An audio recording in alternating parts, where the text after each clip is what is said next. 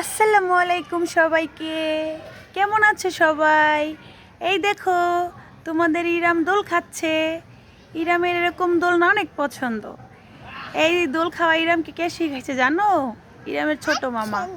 ইরাম যখন গ্রামে বেড়াতে যায় নানা বাড়ি, তখন ইরামের ছোট মামা এরকম ইরামকে দোলনা বানাই দেয়। তাছাড়া ইরামের এখানে একটাও খেলার সাথী নাই আমাদের বাসায়। আমাদের বাসায় 7টা রুম ভাড়া দেওয়া আমাদের, তো একটাও ছোট বাচ্চা নাই, সবগুলো বড় বড় বাচ্চা।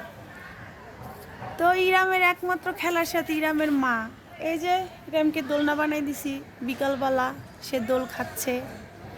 কে কে দোল খাবে চলে আসো। তো ভালো থাকবে সবাই, আল্লাহ হাফেজ।